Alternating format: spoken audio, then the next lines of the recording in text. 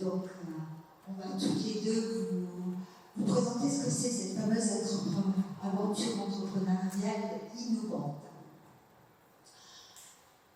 Alors, je me présente déjà, donc Annie Logie, elle n'est pas présente aujourd'hui, elle est sur un autre salon aussi. Moi-même, je suis Marie Troué, je suis la directrice donc, de cet incubateur et je vais vous raconter en fin de compte ce qui nous a donné l'envie il y a une dizaine d'années tout juste sur Lyon, pourquoi on s'est lancé donc, dans cette idée de créer un incubateur qui s'adresse aux femmes et aux équipes mixtes. Donc voilà, je vais vous présenter qu'est-ce que c'est entreprendre au féminin dans l'innovation, pourquoi il y a eu cet incubateur, et puis être accompagné, les premières témoignent, mais de toute façon vous aurez la meilleure tout à l'heure, et j'espère que Céline va rapidement arriver aussi. Avant tout, avant de commencer tout ça et de vous expliquer ce que c'est cet incubateur, nous on est partis sur plusieurs constats. Comme vous le voyez, on entend dire beaucoup de choses, et puis ça nous énerve un peu, particulièrement au sein d'incubateurs. On entend dire que les femmes créent moins d'entreprises. À votre avis, c'est vrai ou c'est faux? C'est vrai, hélas. 30% de femmes qui créent des entreprises. Et si on enlevait, et je ne dénigre pas du tout le statut d'auto-entrepreneur, mais si on enlevait le taux d'entrepreneurs, je peux vous assurer que ça chuterait encore plus. Donc quand les pouvoirs publics se disent « mais non, il n'y a pas d'inquiétude à avoir, il y a déjà au moins 30% de création d'entreprises par les femmes », c'est encore faux, il y a encore beaucoup de choses à faire. On dit une femme est moins ambitieuse, à votre avis c'est vrai ou faux? Plus fort, c'est faux. Bien sûr c'est faux. Bien que, on est ambitieuse. Est-ce qu'on le dit assez souvent? Est-ce qu'on le dit haut et fort? Est-ce qu'on n'a pas tendance à dire je vais créer une petite entreprise, j'ai un petit projet? Nous, quand quelqu'un arrive avec le mot petit, il a un gage.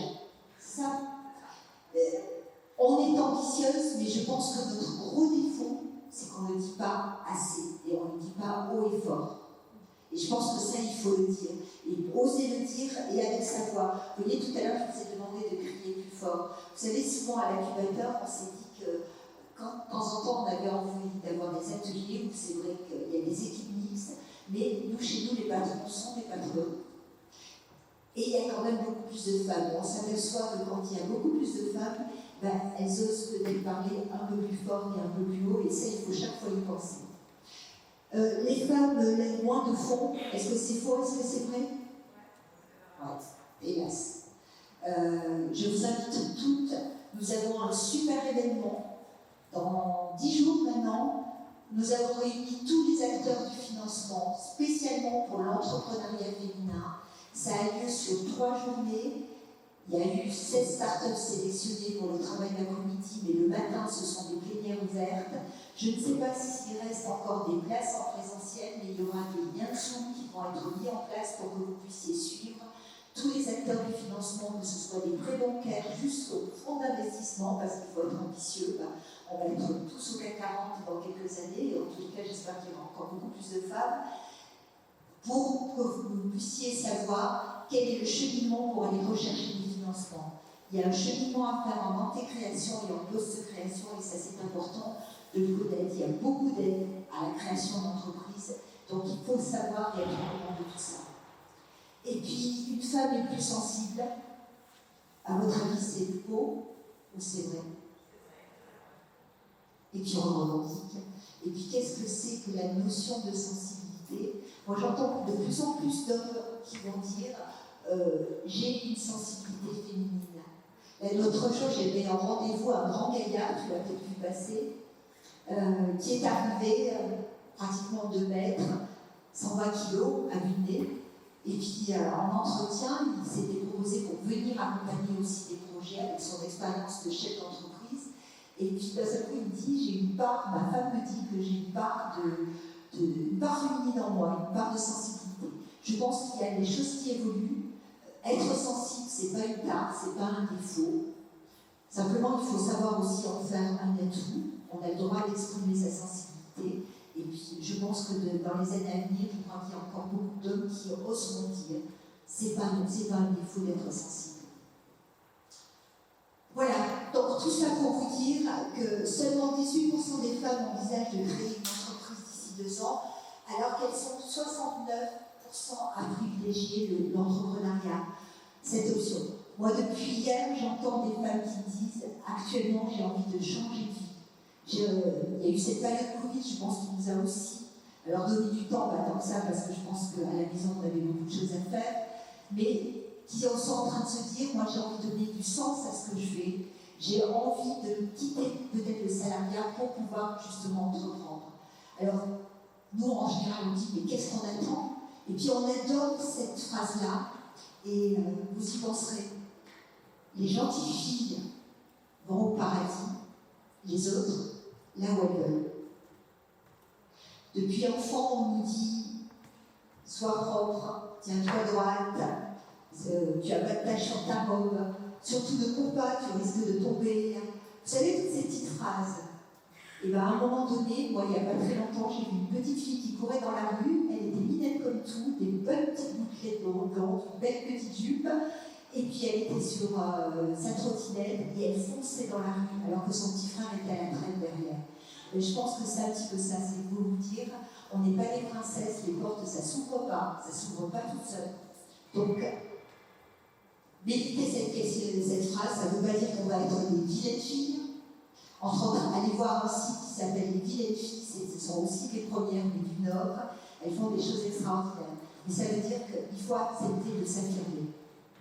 Voilà. Quelques chiffres, 65% de pérennité pour les femmes, taux de pérennité de création d'entreprise. Nous, on est à 89% au sein d'incubateurs, 66% pour les hommes. Vous voyez, à pourcent près. Nombre de salariés, 2,3% pour les hommes, pour les femmes, 2,7% pour les hommes. On n'est pas loin les uns des autres. J'aime dire, c'est pas monter un genre contre un autre. Moi, j'adore les équipes mixtes et vraiment l'ambition au sein de la structure, les premières, c'est de créer de la mixité dans l'entreprise, mais une réelle mixité. Alors, pour se lancer dans l'aventure, comme je vous l'ai dit, on est un incubateur qui accompagne les projets innovants pour des femmes et des équipes mixtes, mais qui ont envie, j'allais dire, d'être pas chiba, c'est-à-dire soit de créer de l'emploi, soit d'avoir de... Imaginez, je ne sais pas, parmi vous, qui c'est qui a envie d'entreprendre? Levez la main. Pratiquement tout le monde. Est-ce que vous pensez que vous allez pouvoir créer votre entreprise? Alors je ne dis pas en étant seul dans la création, mais pour réaliser ce que vous voulez faire, le produit, le service, l'idée que vous avez. Est-ce que vous pensez que vous pourrez le faire tout le temps seul? Ça arrive, il y a des fois où vous pouvez vous dire je vais être consultante, pourquoi pas, je vais créer mon emploi, pourquoi pas, mais réfléchissez bien des fois dans ce que vous allez créer, vous aurez besoin d'être entouré. Bonjour Céline, tiens, je me rejoindre. Donc, je vais vous donner quelques conseils en création d'entreprise. Il y a un premier surtout que je voulais vous donner et que je pense qu'il va être repris. Ne restez pas seul. Il y a plein de structures d'accompagnement sur Lyon. Il y a quelques années, il y a LIV qui s'est créé avec la métropole. C'est extraordinaire, c'est essayer de regrouper toutes les structures. Vous avez des événements comme aujourd'hui où vous pouvez rencontrer plein de personnes. Ne restez pas seul dans vos créations d'entreprise. Alors pour se lancer dans l'aventure, je vais dire qu'il faut forcer à ses motivations. Il y a d'abord déjà ce premier personnel que vous avez vu. Savoir dire, aménager son temps de travail, exercer une activité comme on aime. Je vais passer très vite un petit peu sur tout ça, mais moi un jour on m'a dit que j'allais créer de bonheur, et en un seul mot. C'est vous dire vraiment ce que j'ai envie de faire, est-ce que ça va m'apporter du bonheur? Parce que faire quelque chose qui ne va pas vous apporter du bonheur, ça va être compliqué. Vous quittez peut-être quelque chose qui ne vous apporte plus de bonheur, vous traînez les pieds, donc pensez, est-ce que ce que je vais faire, ça va m'apporter du bonheur? C'est défendre ses idées aussi. Moi, souvent, j'entends dire, c'est défendre mes idées, et puis, c'est d'un seul coup, on va choisir son entourage professionnel. Vous allez créer votre équipe, et vous allez travailler avec les gens que vous avez choisis. Mes freins, ben, ça va être la confiance en soi. J'adore citer ça parce que je l'avais entendu à une réunion où il y avait tous les responsables de l'accompagnement et notamment des chambres, des écoles de commerce, et qui disaient qu'un homme à 45% des compétences lorsqu'il postulait disait « Banco, c'est fait pour moi ». Une femme à 97% des compétences va se poser la question si les 3% restants ne vont pas lui manquer. Ça vous est jamais arrivé, ça, quand vous voulez faire quelque chose? Donc, commencez à lister ce que vous savez faire, le reste. On apprend, on s'entoure. Donc, surtout ne pas lister ce que l'on ne sait pas faire.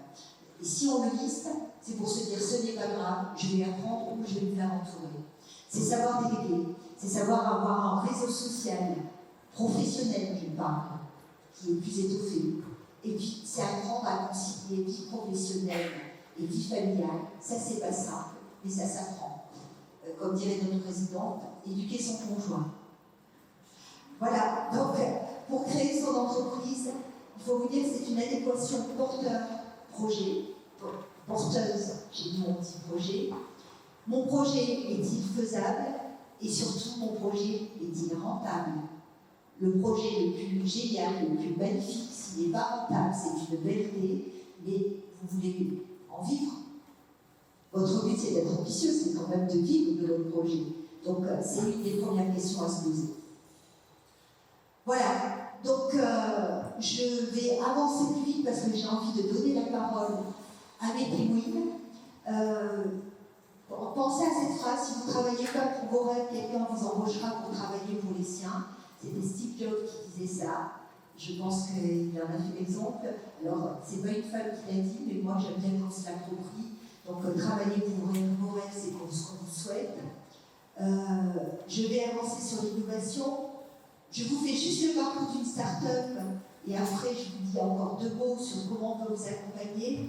Le parcours, c'est ça, c'est chaotique, c'est que on a beaucoup d'enthousiasme, on descend des fois très bas parce que c'est compliqué, qu'il va y avoir des freins, mais on se fait accompagner et ça permet de pouvoir repartir et soit de développer son entreprise, soit si on est une start-up, de se faire racheter. Nous, dans l'incubateur, on a 3 objectifs: challenger, faire grandir et mentorer. On a un parcours d'incubation. Vous allez sur notre site internet, vous le verrez. On commence de l'idée jusqu'à la création d'entreprise, un parcours en montée et en post-création. Nous avons une réunion d'information le 5 à l'incubateur, 5 octobre, après-midi à l'incubateur. Si vous souhaitez en savoir plus sur cette partie-là, mais par contre, maintenant, je vais donner la place à mes 2 témoins, pour pouvoir plus qu'elles vous parlent de leur parcours d'entrepreneur.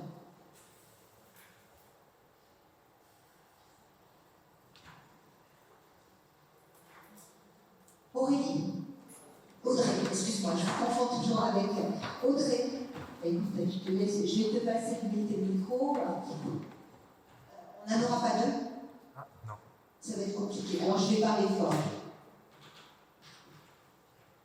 Vous savez, ça va être beaucoup plus simple. On va lui poser 3 questions et vous allez me dire si vous êtes d'accord avec ça. Qu'est-ce qui lui a donné envie d'entreprendre? Qu'est-ce qu'elle fait actuellement? Et quel est un conseil qu'elle aurait à vous donner? Qu'est-ce qui m'a donné envie d'entreprendre? C'est en 2013. En fait, il y a 2 choses. Ce qui m'a donné envie d'entreprendre et ce qui m'a fait me lancer. Parce que souvent, c'est en 2 temps. On a envie et puis on se dit, on fait, puis un jour, il y a le déclic. Ce qui m'a donné envie d'entreprendre, c'est en 2013. J'étais devenue maman depuis à peu près une année. Je travaillais dans un grand groupe à Paris, ça allait tout à l'heure. Et en fait, je me suis dit, c'est hyper dur de gérer vie pro et vie perso en même temps. Je ne sais pas si je vais arriver à la fois être une maman accomplie et une business girl entre guillemets s'accomplie. Là, je me suis dit, en fait, c'est pas possible. Il faut qu'il y ait une solution, il faut trouver une solution pour aider toutes ces femmes qui veulent avoir une vie pro et une vie perso accomplie. Donc ça, c'est ce qui m'a donné envie. C'était la première chose de mon premier. Ce qui m'a fait sauter le pas, c'est en 2019, mars 2019. J'étais devenue maman pour la 3e fois depuis quelques mois. J'avais eu un début de vie de mon petit dernier qui était un peu compliqué parce qu'il avait eu des petits soucis de santé qui m'a montre sur derrière, mais qui à l'époque était assez présent dans ma vie. Et en fait, je me suis dit, en fait, la vie, c'est là, maintenant, tout de suite, c'est court, c'est fragile. Quand on a envie de faire quelque chose pour aider et pour donner du sens, il faut y aller. Pourtant, je ne faisais pas trop. Moi, j'étais depuis 15 ans à un bon poste, dans une belle boîte. Je grandissais dans les échelons, mon équipe grandissait. J'avais un beau salaire. Je me disais, je ne vais pas m'arrêter. Mon mari était lui aussi indépendant. Donc je me suis dit, non, je ne vais pas m'arrêter. Et en fait, ça a été vraiment ça. Ça a été le déclic de me dire, en fait, la vie est courte, il faut y aller maintenant. Et si on a envie de franchir le pas et d'aider, c'est tout de suite bien. Ce que ça a changé et pourquoi il faut le faire, il y a 3 choses pour moi à retenir. La première, c'est au niveau professionnel, c'est passionnant. Aujourd'hui, quand on entreprend, c'est toucher à tous les rouages, à toutes les briques d'une entreprise, en allant de la finance à la vente, en passant par marketing, l'RH, la logistique, toutes les branches d'une entreprise. Et ça, c'est passionnant, c'est tellement enrichissant d'apprendre à. La deuxième chose, c'est d'un point de vue humain. Entreprendre, c'est 2 choses au niveau humain, rencontrer énormément de gens. Parce que quand on entreprend, on rencontre beaucoup de gens. C'est passionnant, on s'enrichit énormément, on apprend beaucoup. Et entreprendre au niveau humain, c'est se mettre en permanence en question. Marie vous en parlait tout à l'heure de la courbe, avec les hauts et les bas. Il y a des très très hauts, il y a des très très bas. On apprend énormément sur soi, dans les moments de haut, mais aussi dans les moments de bas. Et c'est aussi passionnant. Et c'est là que rentre en jeu le fait d'être accompagné. Aujourd'hui, on travaille sur un projet chez mon associé, donc Aurélie, qui ne peut pas être là aujourd'hui, mais avec laquelle je suis partie il y a 1 an dans ce projet. Pourquoi on était 2? Mais en fait, malgré ça, à 2, c'est pas suffisant. Être accompagné pour vivre cette courbe, c'est indispensable aujourd'hui. Donc, si vous voulez vous lancer, le conseil que j'ai à vous donner, c'est vraiment ne vous posez pas la question, faites-le, c'est primordial. On a mis 1 an à prendre la décision de se faire accompagner. Je pense que si j'avais un conseil à vous donner, c'est faites-le dès maintenant. Parce que nous, cette année, on n'a pas perdu parce qu'on a énormément bossé, on a énormément avancé, Mathieu fait grandir notre projet, mais on serait allé encore plus vite, je pense, si on avait été accompagné dès le début. Et la 3e chose, c'est au niveau, le 3e impact de l'entrepreneuriat sur une vie de femme, c'est au niveau organisationnel. N'entreprenez pas pour penser que vous allez moins travailler, parce que ça, c'est pas le cas. Je sais pas si Céline vous dirait la même chose, mais c'est pas le cas. Pourtant, je bossais beaucoup. J'étais dans des gros groupes qui me pressurait, je bossais nuit et jour. Je me suis dit, est-ce que je vais bosser plus? Oui. En fait, on bosse différemment. On bosse plus parce qu'en fait, c'est omniprésent. Quand on a un projet de création d'entreprise, on dépense la nuit, on dépense le jour, on dépense le week-end. Mais c'est pas pesant pour autant. Et surtout, on peut s'organiser un peu comme on veut. Donc, on a cette flexibilité de moduler son agenda, qui pour moi est une des forces aussi de l'entrepreneuriat. C'est de ne pas avoir travaillé beaucoup, mais de savoir contrepartie, de s'organiser un peu comme on veut. Il y a des chiffres par rapport à ça. On dit que les hommes chefs d'entreprise travaillent 54 heures et les femmes 45 heures. C'est pas parce qu'on travaille moins, mais je pense qu'on travaille peut-être des fois plus efficacement, moins de perte de temps parce qu'il faut tout équilibrer. Céline, t'as dû courir, j'ai l'impression. Céline est en plein lancement de son produit, elle va vous en parler. Toi, tu es dans la phase vraiment de commercialisation à fond. Et dis-moi, qu'est-ce que tu fais? Je fais un millier de choses en fait. Alors déjà, qu'est-ce qui m'a donné envie de me lancer? Eh bien, mes valeurs à moi. Ça faisait plus de 15 ans que j'étais responsable qualité environnement dans une entreprise qui faisait du textile médical. Et cette entreprise, pendant 15 ans, a fait son chemin, et moi aussi. Et en fait, au bout d'un moment, je me suis rendu compte que j'avais plus les mêmes valeurs que cette entreprise. Et je crois qu'il ne faut pas se trahir. Voilà, j'étais arrivée à une phase où je me disais, non, voilà, il faut arrêter de mentir, il faut que j'aille par ailleurs. Alors j'ai fait plein d'entretiens et je me suis dit que finalement, le salariat ne me convenait plus et qu'il était temps pour moi de créer quelque chose. Et du coup, j'ai créé Et alors, une jolie petite marque de lingerie menstruelle. Donc, comme le disait Marie, là je suis en pleine phase de lancement, donc voilà, mes journées sont très courtes et pourtant très longues. Donc je me lève de bonne heure et je me couche très tard. Et il est vrai que quand on crée une entreprise, moi, mon entreprise, c'est mon 4e enfant, parce que j'en ai déjà 3. Et voilà, il y a une phase de maturation comme pour la grossesse, et puis on apprend à marcher, on lui apprend à grandir, etc. Et on grandit avec aussi. Et effectivement, se faire accompagner, c'est la première chose qu'il faut faire. L'accompagnement, ça nous permet d'être du rythme dans notre projet, ça nous permet de découvrir des comptes, enfin, d'apprendre des choses, en tout cas de mettre des compétences en plus à tout ce qu'on va devoir savoir faire. Et puis se faire accompagner, ça permet d'ouvrir un petit peu notre horizon, de remettre en question nos choix, d'évoluer et en tout cas de se remettre en question en projet, c'est important. Il y a quelque chose qu'il faut savoir, c'est qu'il faut savoir être agile quand on est entrepreneur, parce que des fois on a un projet, on a un but, mais en fait, il va falloir qu'on prenne des chemins un petit peu détournés pour y arriver à ce but. Voilà. Et ça c'est important. Et effectivement, cette courbe, il y a des moments de bas et il y a des moments de haut. Des fois, on est dans la même semaine, même des fois dans la même journée. On est content parce qu'on a signé un gros contrat. Et puis derrière, il y a quelque chose en production qui met un petit peu au moral. Et du coup, le fait d'être accompagné, ça nous permet justement de bien créer ces périodes-là de la vie d'entrepreneur. Et je dirais qu'une seule chose, c'est de confiance. Voilà, je crois que la première chose, moi, j'ai trop tardé à lancer dans ce projet. Je ne me faisais pas assez confiance. C'est vrai, je vois qu'un homme se serait lancé avant moi. Mais il faut se faire confiance. Des fois, même quand tout n'est pas parfait comme on le souhaiterait, il faut y aller. Il faut se faire confiance parce que des fois, on a l'instinct, on a la ressource en nous, on sait que c'est là, on tarde trop à y aller. Donc, non, faites-vous confiance. Donc, si vous avez une idée, si cette idée, elle est même capable, si derrière, il y a tout est bien en phase pour la réussite, ben, n'hésitez pas, ne traînez plus, allez-y.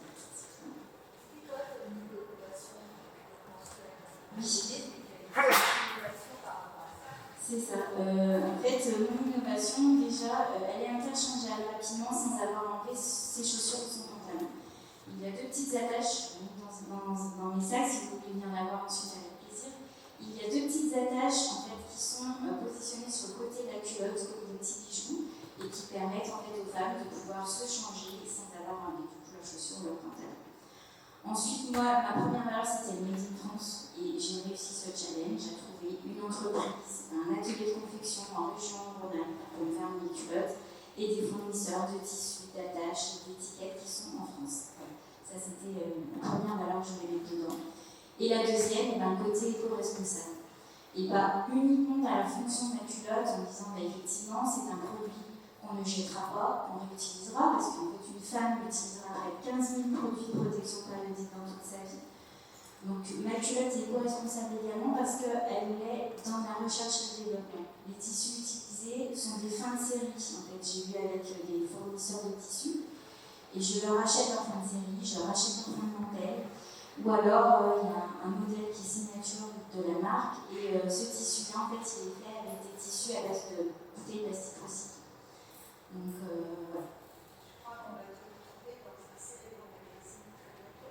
C'est ça, j'ai la chance, avec mon lancement, j'ai réussi à me faire un petit peu remarquer.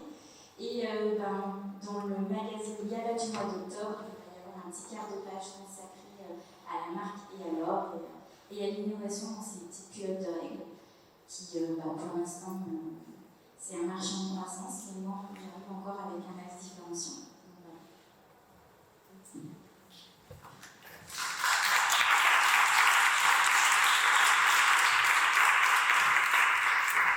Vous voyez, quand je vous ai dit avoir de l'ambition, je pense que quand tu as démarré l'aventure, tu ne pensais pas que Gala allait te contacter. Ça faisait combien de temps que tu venais de commercialiser ? Une semaine. Voilà. Donc, osez. J'ai dit, on doit vous le dire depuis 2 jours, mais à un moment donné, quand vous sentez vraiment quelque chose, osez. Moi, ce que je vous propose, c'est si vous avez quelques questions, on a 4 questions. Voilà, et profitez-en pendant qu'elles sont là. Vous savez, je pense que c'est entre entrepreneurs, entre pairs, que c'est très important de pouvoir. Elles peuvent vous répondre, profitez-en, moi aussi si vous le souhaitez.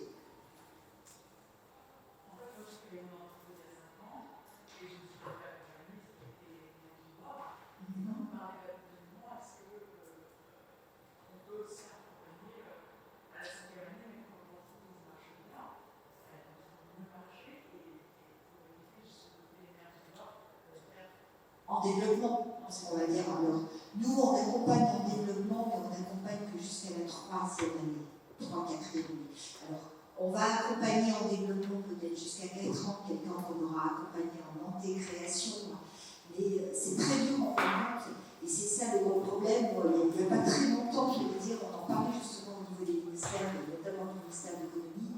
Il y a énormément de structures qui accompagnent l'anté-création, qui accompagnent, alors déjà au développement, c'est déjà beaucoup plus dur. Après, vous allez avoir un type qui va être des accélérateurs. Les accélérateurs, souvent, ils sous-entendent c'est lever de fonds, c'est-à-dire qu'ils vont vous aider vraiment à lever des fonds importants à ce moment-là, mais c'est pas si facile que ça. Venez nous voir quand même. Mais c'est beaucoup plus dur en effet lorsqu'on a démarré, et c'est vrai que, alors nous, il nous est arrivé d'accompagner des gens qui avaient déjà créé, et où on a repris beaucoup de choses, parce que c'est vrai que, je l'entendais beaucoup ce matin, déposer les statuts, c'est rien du tout. Ça stresse tout le monde me dit, je ne sais pas quel statut. C'est la dernière chose à faire. Le statut, c'est quand vous avez créé tout le reste. Et vous verrez, d'un seul coup, ça s'impose à vous et vous ne posez même plus la question de ce qu'il faut créer. C'est vraiment qu'un des petits éléments. Et souvent, des fois, quand quelqu'un arrive et qui va dire j'ai déjà déposé les statuts, on se rend compte qu'il y a tout ce travail à faire et ce cheminement à faire, détermination de l'offre, du marché, et tout ce cheminement pour pouvoir arriver normalement au statut qui aurait dû être la dernière pierre à poser. D'autres questions ?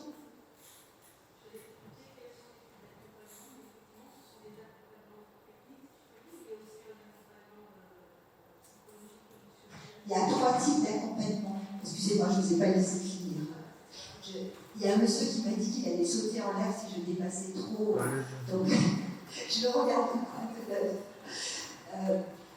il y a 3 types d'accompagnement. Je pense que ce qui est vraiment notre colonne vertébrale au sein des premières, c'est déjà l'accompagnement individuel. On reste persuadé qu'à un moment donné, on a besoin d'un seul intervenant. 1, 2, parce que je crois que vous avez 2 accompagnants, toi tu en as qu'une, mais il y a 2 personnes qui interviennent aussi. Il faut qu'il y ait au moins 1 ou 2 interlocuteurs ou interlocutrices, parce que moi j'ai mis les équipes sont mixtes aussi, qui va suivre votre projet et qui va rythmer avec des accompagnements. Après, vous avez toute une trame d'ateliers qui se divise en 2 parties, 2 grosses parties. Une partie qui va être des ateliers techniques, typiquement pour vous accompagner sur cette partie technique d'accompagnement, et on a créé des ateliers soft skills, ce qu'on va appeler, et moi j'aime bien appeler ça, il n'y a pas très longtemps je suis intervenue, je ne sais pas si vous avez vu, on a lancé un programme avec Pulsalis pour qu'il y ait plus de femmes dans la tech, et nous on va faire cette partie soft skills avec Pulsalis qui est un incubateur avec, qui est dans la deep tech, c'est de se dire, moi je pense qu'il y a fondamentalement, il y a cette colonne vertébrale. Vous voyez, automatiquement, moi ça fait penser à un atelier que j'avais fait, cette colonne vertébrale du chef d'entreprise ancrée sur ses 2 pieds, avec une colonne vertébrale ferme. Et ça veut dire travailler votre prise de parole en public. On parle de pitch, mais il y a différents pitchs qu'on peut faire. Le leadership. Savoir travailler l'association aussi, c'est compliqué de s'associer avec quelqu'un. Je ne sais pas si la personne est là, oui, j'en discutais ce matin. Savoir comment on s'associe avec quelqu'un, quel enjeu ça peut avoir. Voilà, c'est toute cette partie soft skill qui est aussi importante et c'est une partie de développement personnel aussi. Et on fait beaucoup d'ateliers de co-développement aussi. Vous savez, le co-développement, c'est travailler sur une problématique d'une personne qui va être fait en intelligence collective. Voilà.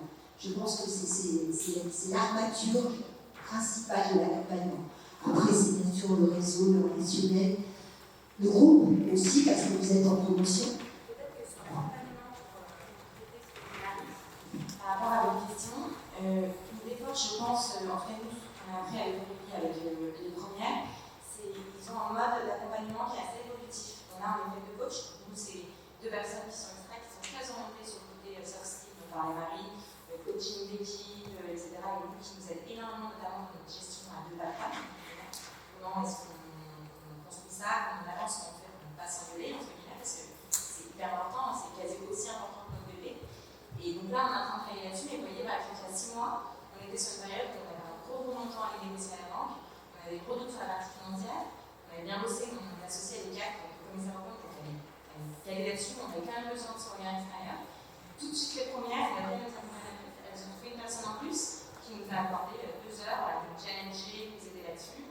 Et là, il y a encore 3 jours ou 4 jours, on est allé chez Nextenso, qui est un cabinet d'audit, qui nous a aussi aidé là-dessus. En fait, vraiment, je pense que c'est une des choses qui est bien dans le programme Pensez aujourd'hui, c'est ce côté évolutif et on s'adapte à vos besoins et aux étapes de là où vous en êtes dans votre création. D'autres questions?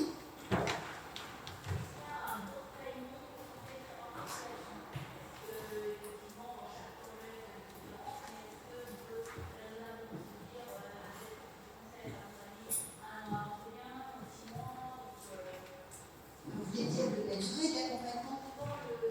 Le moment où il faut que vous déterminez de venir. Alors, permettez-moi cette petite plaisanterie. Si vous avez simplement l'idée le matin en vous rasant par le visage des gens, non, ça ne suffit pas. Je plaisante, mais c'est vrai que quelque part, il faut déjà que votre idée vous aide un petit peu travailler votre idée. On accompagne vous à partir de l'idée, mais on ne peut pas vous accompagner si simplement le matin vous êtes levé en disant c'est une super idée, même si c'est peut-être depuis 15 jours que ça vous trotte dans la tête. Il faut qu'on ait le sentiment que vous ayez déjà construit cette idée. J'ai conseillé ce matin, il y a un outil qui est très simple à utiliser. Ça s'appelle le business model Canva. Vous le téléchargez, vous prenez des post-it et vous commencez à réfléchir. Déjà, le moment où vous serez capable de dire en une phrase ou deux, voilà ce que je veux faire. Ça ne veut pas dire que c'est définitif, mais déjà vous aurez centralisé votre idée. Après, vous allez commencer à réfléchir. En fin de compte, c'est quoi? Est-ce que ça va être un service, un produit? Je vais répondre à qui? Quel va être mon canal de distribution? Comment ça? Voilà, c'est un outil qui est très simple, qui est avec des cases. Et petit à petit, vous pouvez coller des post-it. Et en plus, c'est évolutif parce que le lendemain, ce matin, en vous réveillant, peut-être vous aurez eu une autre idée et vous allez faire évoluer. Ou vous allez en discuter avec quelqu'un. Donc, quand vous en êtes à ce stade, quand même, vous avez un petit peu plus réfléchi que simplement l'idée, c'est le moment d'aller voir quelqu'un. Après, c'est beaucoup trop tôt. J'allais dire, on va faire un cheminement avec vous que vous pouvez déjà faire vous-même. Et qui est important que vous fassiez d'abord vous, avant qu'on commence à travailler avec vous. Vous voyez, il y a un monsieur qui se parle de business model Canva. Vous pouvez le télécharger sur Internet. Business model Canva. C'est ANDAS. Voilà. Ce que je vous propose, avant qu'on dépasse, pas d'autres questions? On a un stand en bas, il y aura quelqu'un encore tout l'après-midi. On a une réunion d'information lundi après-midi. Et si vous souhaitez nous rencontrer, mettez-nous un petit commentaire sur notre Facebook, sur un des réseaux sociaux, et n'hésitez pas à venir nous voir. Merci à deux témoins.